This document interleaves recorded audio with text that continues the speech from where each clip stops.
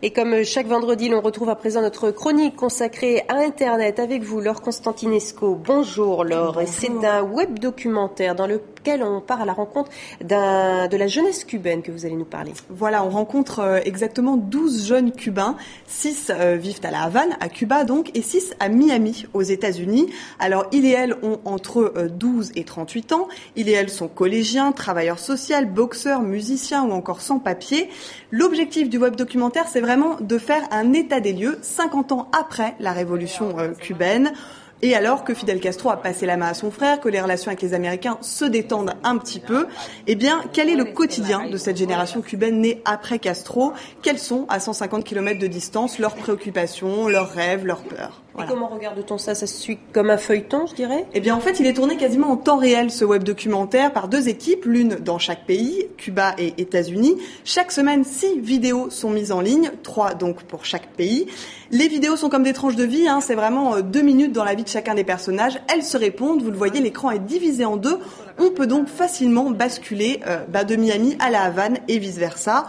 On peut aussi laisser des commentaires écrits évidemment, mais aussi vidéos, aussi photos. Le site, il est multilingue, donc le français, l'espagnol et puis l'allemand, puisque c'est coproduit par Arte avec la participation de la TSR et que ces 2 chaînes diffuseront une version télévisée de tout cela d'ici quelques mois. Voilà. Très bien. Sur le site du Temps, le quotidien suisse, on retrouve un reportage sous forme de bande dessinée. C'est pas courant. Non, c'est une formule plutôt originale, surtout que c'est pour nous parler d'un sujet qui est pas très léger. C'est le quotidien des habitants de Nairobi, au Kenya. Vous le savez qu'il y a 2 ans, le pays était déchiré par les violences ethniques après une élection présidentielle disputée.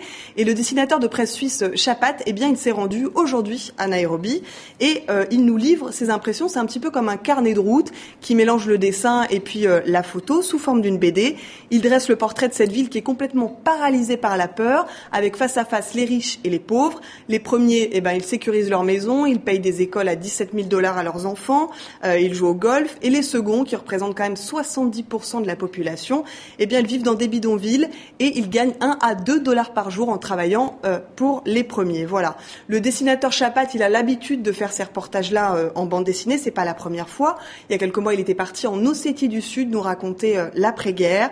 C'est toujours très réussi, comme à chaque fois. Donc, comme quoi, le journalisme peut prendre différentes formes. On va voir donc sur le site internet du quotidien Le Temps. On termine en musique. Les fans Gorillaz peuvent jouer en ligne avec leur groupe préféré. Voilà, Gorillaz, je ne sais pas si vous connaissez, c'est un groupe complètement virtuel, totalement sorti de l'imagination du chanteur de Blur, Damon Albarn, et puis d'un dessinateur de bande dessinée, Jamie Hewlett.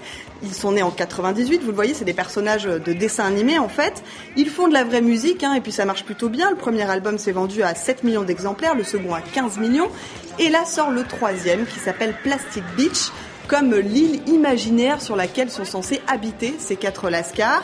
Et c'est justement sur cette île qu'on est invité à jouer en ligne. Donc en fait, on entre dans la maison complètement farfelue, vous le voyez, des Gorillaz, on prend cet ascenseur et puis on visite les étages, par exemple le studio d'enregistrement dans lequel on va arriver. Partout, des mini-jeux jalonnent complètement le parcours. Il faut jouer pour pouvoir accéder à des pièces supplémentaires, pour pouvoir en apprendre un peu plus sur le groupe.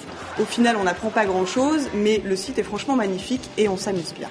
Merci Laure Constantinesco et on se retrouve la semaine prochaine. À la semaine prochaine.